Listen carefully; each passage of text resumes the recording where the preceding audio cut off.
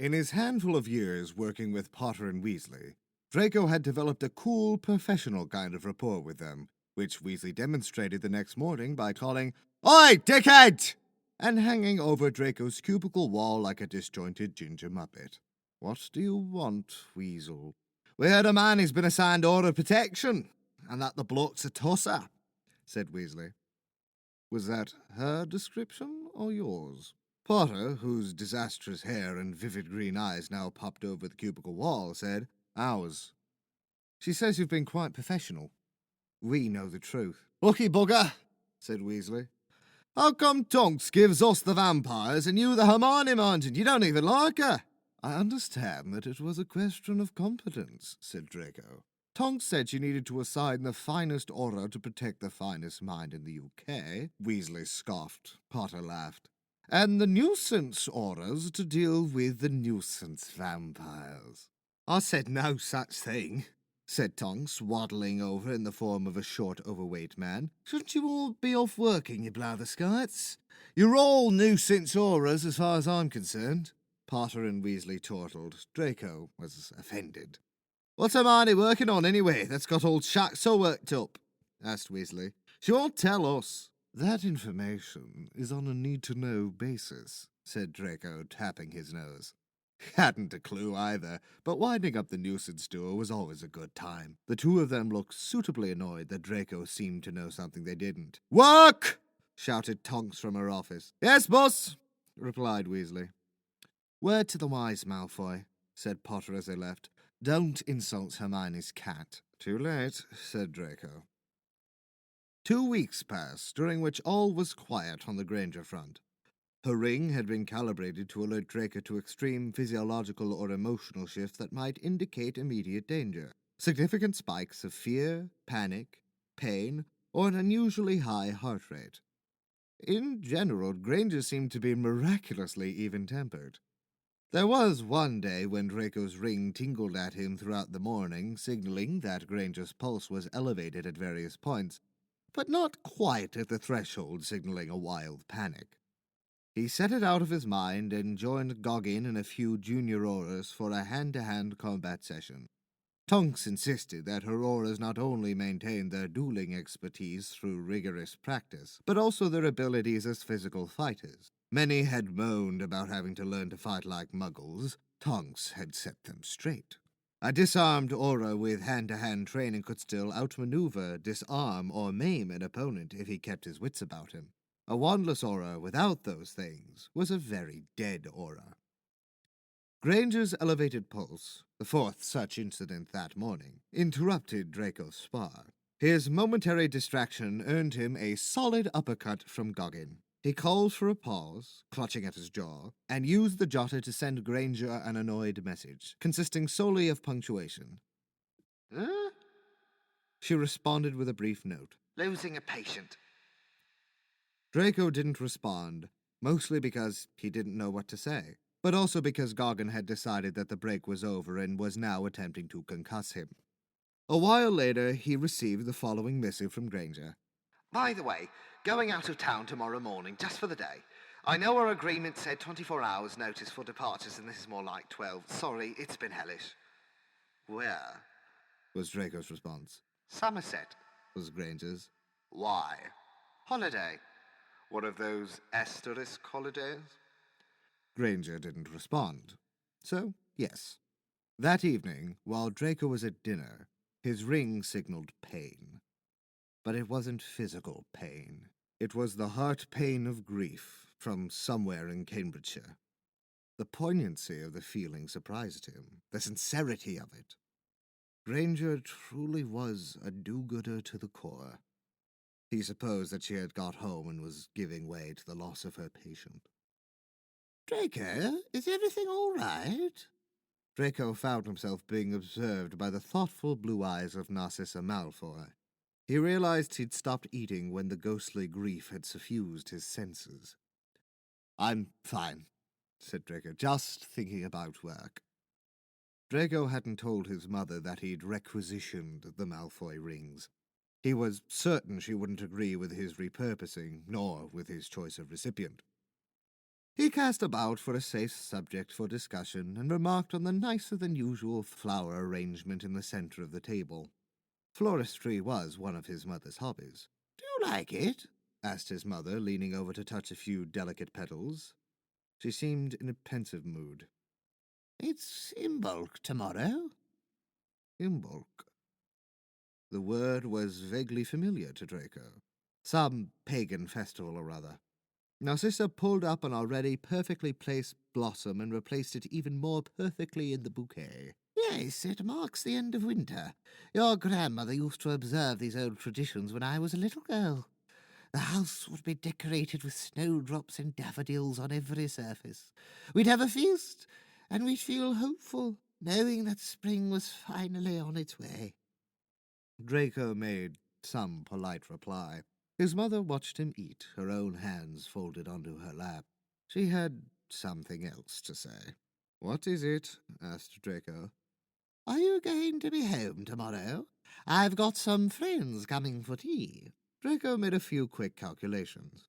Those few friends would most certainly happen to have lovely and accomplished daughters, who would no doubt come too. His mother had grown rather less subtle about her matchmaking since he'd turned 30. Unfortunately for Narcissa and the eligible young ladies, Draco's own interest in anything longer term than dirty weekend escapades in Paris was nil. He'd done the longer-term thing once, a 2-year engagement to Astoria, and it had been sufficient to confirm that, no matter how pure-blooded and well-bred the witch, he wasn't ready for marriage. Granger's note earlier that day offered a convenient lifeline. Draco grimaced and said, "I'll be working. Business in Somerset tomorrow." Granger herself didn't know she'd have company, but too bad for her. He'd call it a spot check. Her safety against threats, real or imagined by Shacklebolt, was his highest priority after all. Narcissa seemed unsurprised at the ready excuse. "A pity. Next time, then." Dinner concluded. Draco retreated to his chambers, where he took a long bath and nursed his training wounds.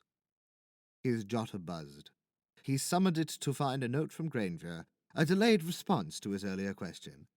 "Yes, one of the asterisk holidays. A spot of sightseeing. I'll tote the ring if I need you." The last sentence was Granger speak for, "I don't need you. Do not come. You are not invited." No doubt she would get shirty when he turned up. The thought elicited an unexpected tingle of amusement. Then something that had been percolating in the back of Draco's mind since dinner clicked into place. He got out of the tub, dried himself off with a few waves of his wand, and summoned Granger's schedule.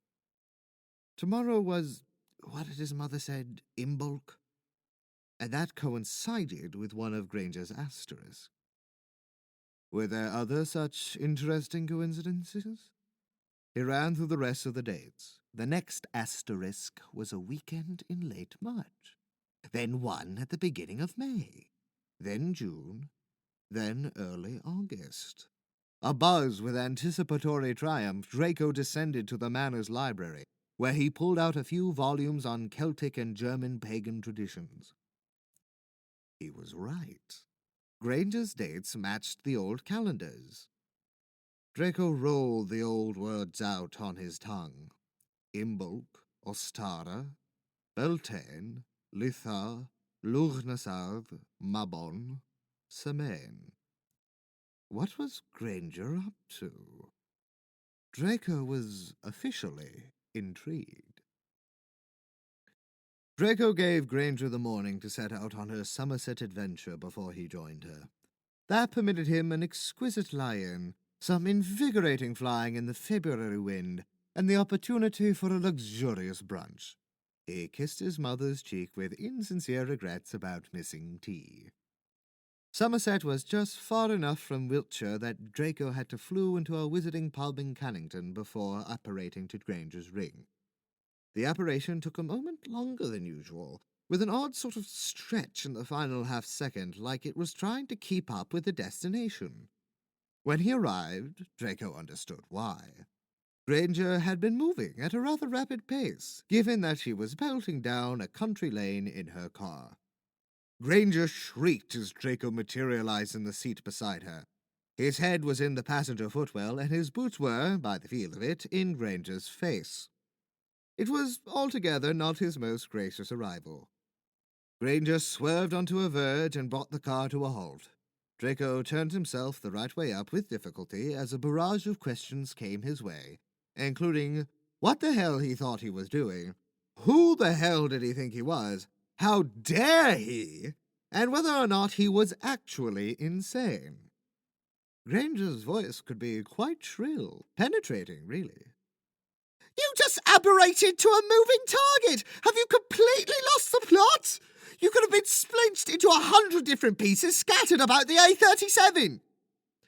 I didn't expect it to be a moving target, said Draco, feeling disheveled and a bit sick. Why are you driving?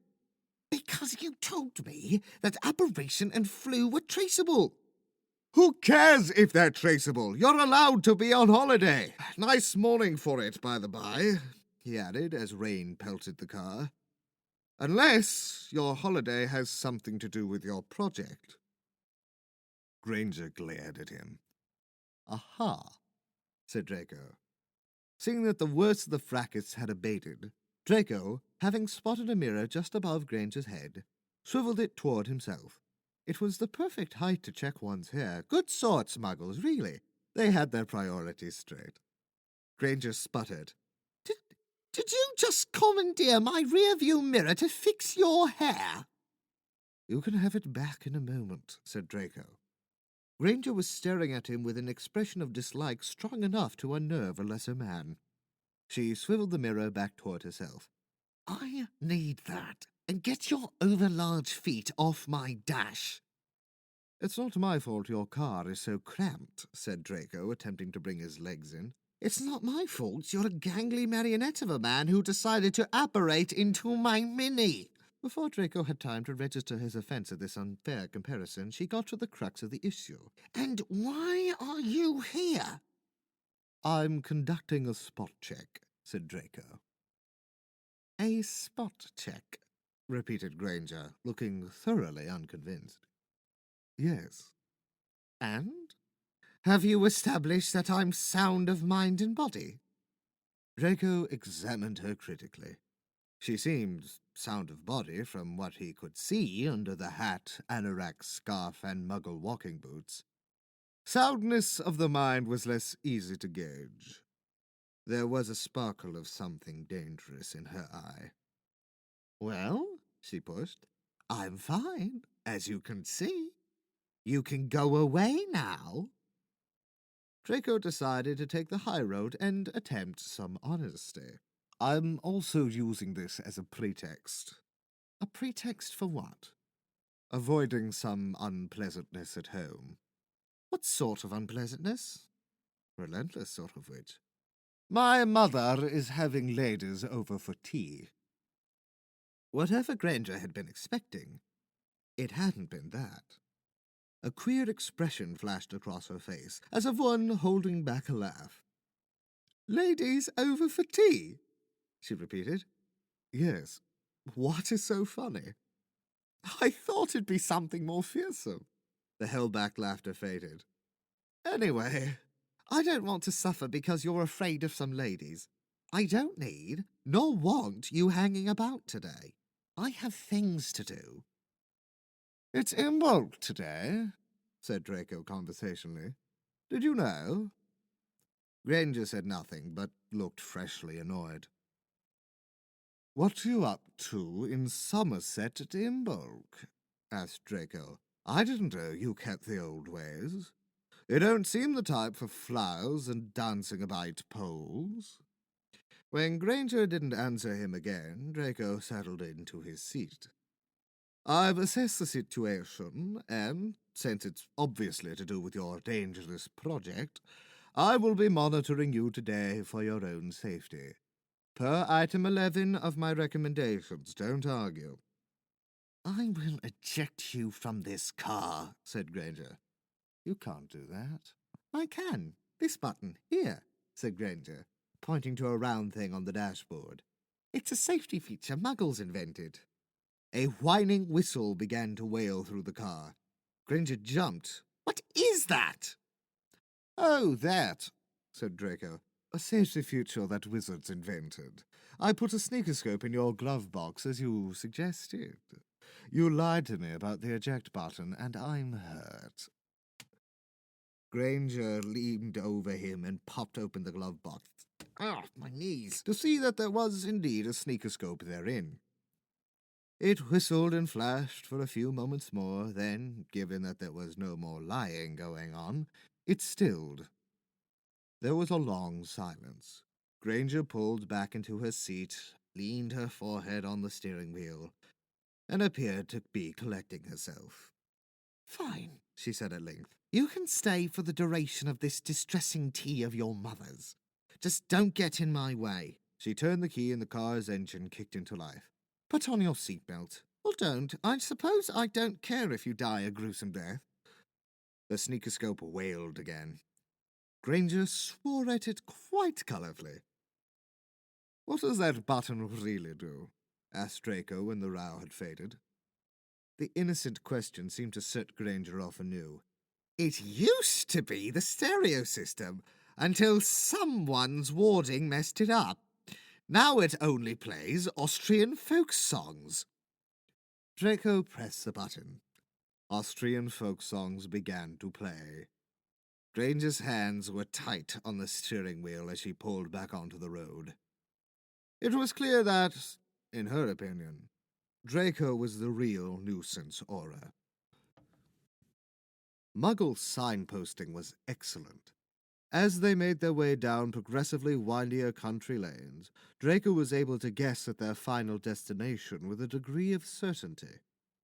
"Glastonbury," he said. "Interesting." Granger said nothing. Her displeasure at his presence continued, and she was not hiding it. It mattered little to Draco. A rainy drive through the English countryside with an angry Granger was a refreshing change from the usual 2 small sandwiches and coquettish fortune hunters. Honestly, the winding drive, the Austrian music, the fuming witch, it was absurd, it was amusing, it was fun. Draco reached to press another button on the car's central panel out of curiosity. Granger slapped his hand away. She had decent reflexes, reflected Draco as he sucked on his stinging knuckle. Instead of driving down the street that led into the town of Glastonbury proper, Granger made a detour to a car park at the edge of a forest. There, a footpath wound into a woodland, rather soaked and frosty-looking at this time of year. "What's this?" asked Draco. "The Mendip Way," replied Granger, in that way she had of answering his question without actually answering his questions. She got out of the car. "I'm going for a walk. You may wait in the car." May he? So generous. Draco, after a brief struggle with the handle, let himself out of the vehicle. He withheld groans as he stamped some feeling back into his legs. Granger observed his emergence from the Mini with her hands on her hips. He felt her observing his choice of clothing, his aura robes over his perennial suit, and footwear, perfectly functional dragon-hide boots. She must have concluded that it would have to do, or otherwise that it wouldn't do, but would put him in peril, and that was perfect. At any rate, she turned around and began to walk toward the woods. Draco saw her cast some rain-repelling and warming charms on herself. He imitated her. It seemed a good idea. As they entered the Mendip Way, Draco cast a few detection spells, looking for evidence of other beings, magical or muggle. However, it seemed that only he and Granger were mad enough to go for a ramble on a day like this. Save some roe deer in a nearby clearing, they were alone. Satisfied that no madmen were about to vault out and attack Granger, Draco caught up to her in a few long strides. It quickly became obvious that this wasn't just a walk for Granger's health. She was looking for something, or several somethings. She peered into the underbrush, touched the trunks of trees, gently caught the fronds of ferns in her palm and studied them. She took nothing, however, and so quashed any theories about ingredient gathering that Draco might have been entertaining. They progressed in this manner for a good half hour, marked by a pause to refresh their fading impervious charm. Finally, Granger stopped and pulled out a list. Draco unashamedly peeked over her shoulder. Singing Sedge, Greater Bladderwort, Royal Fern, Ophioglossum vulgatum, Mellifluous Honewort, Helianthemum apineum, Helianthemum numellarium, Spiny Restharrow, Tassel Moss. Granger used her wand to cross out the majority of the list. Only Tassel Moss remained. "What's Tassel Moss?" asked Draco. Granger flinched away from him. Apparently, she'd been so much in her own head that she'd quite forgotten that Draco was there, much less notice that he was skulking over her shoulder. Her hand flew to her fast-beating heart. Draco felt faint echoes of it through the ring. He expected to be told off. However, her bad mood seemed to have been replaced by tentative excitement related to this list. "One of the rarer mosses in this part of England." "Why are you looking for it?" Granger began to walk again, her attention focused this time on dead logs, old stumps, and other likely habitats. "Because it will confirm that I'm in the right place." "The right place for what?" Granger waved the question away. "I'm merely confirming a theory." "What theory?" Draco, too, could be relentless. "Something related to my project," said Granger with irritating ambiguity. "What's Moss got to do with your chimera cells, or whatever?" "Nothing. At least, not directly." She turned to look at him through the rain, as though to gauge what was worth telling him. "I'm retracing the steps of an old, long-forgotten witch whose work included, amongst many things, descriptions of certain sacred sites in the British Isles." "So, the Vale of Avalon?" "Specifically Glastonbury's wells. Or at least that's my educated guess. Not much of her work is still extant today. All we have are fragments. She tended to wax lyrically on flora, which helps me narrow down the possible locations by cross-referencing the rarer plants. Of course, she was writing hundreds of years ago, so things may have changed. But few places on the island will support both singing sedge and mellifluous honewort. They typically thrive in radically different ecosystems, as you no doubt know." No, Draco didn't know. In fact, he'd never even heard of these plants, but he nodded instead of admitting it. When Draco next looked up, for a heart-stopping moment, Granger had disappeared. He snatched his wand, and then he saw her backside poking over the edge of the path. She was on her hands and knees examining a rather wet ditch. Whatever had caught her eye, it wasn't what she was looking for. She regained her feet. She didn't look disappointed, however. She looked determined. And muddy. "Tassel moss looks as you'd imagine," said Granger. "Tiny tassels across the top. It's the sporangia, usually big in the genus. They turn pink in the summer. Of course, we're a little too early for that." Was this woman a genius at herbology on top of everything else? Draco wondered how much of Potter and Weasley's limited scholarly success was due to absorbing her knowledge by intellectual osmosis. She was, frankly, overwhelming. Granger carried along the path, squatting down occasionally to observe things. It was altogether rather a peaceful ramble, with the charms keeping him dry, the sound of the rain and occasional brave songbird, and the verbalizations from Granger telling off various mosses because they weren't the right one. For the first time since he'd taken the Granger case file from Tonks' hands, Draco felt glad of the decision. This was certainly more pleasant than most of his work as an Auror. Fewer hexes and eviscerations coming his way, for a start. And, bonus, it got him out of tea with the ladies and promised many more opportunities to do so. That set would be tut-tutting at Granger over their teacups, Granger with her hat askew, her face smeared with dirt, clambering about in ditches instead of finding herself a rich husband. But she was apparently doing something great for wizard kind, and what, pray, had they achieved? "I think I found it!" called Granger. Draco pushed through some brambles to be, once again, presented with a view of Granger's bum. Familiarity breeds fondness, and he was rather developing an appreciation for it. For reasons known only to herself, Granger had all but pressed her face into a patch of moss and was breathing deeply into it. Granger, what? It's meant to smell like candy floss, and it does, said Granger, rising with a leap. There was dirt on the tip of her nose. In the shadows of the great oaks around them, her dark eyes shone with excitement. A curl of hair clung damply to her lip. Her cheeks were pinched pink by the February wind. A smile flashed at him, a brief, rare thing. Draco realized, with a shock, that Granger was pretty. She clapped her hands together and squealed at the clump of moss as though it were a treasure worth thousands upon thousands of galleons. Before Draco could process his realization, a hoarse scream echoed from some distant corner of the woods. To his amusement, Granger leapt to his side immediately, her wand raised. The queer screaming continued. When Granger saw that he hadn't reacted and didn't seem alarmed, he asked, "What is that horrid racket?" "That's a fox," said Draco. "Oh. Some slag of a vixen's asking to get her back blown out." "I see," said Granger. Another scream. Draco wanted to laugh. Granger's expression had gone rather prim. She pulled out her list of plans and crossed the final line out. "This is an excellent development.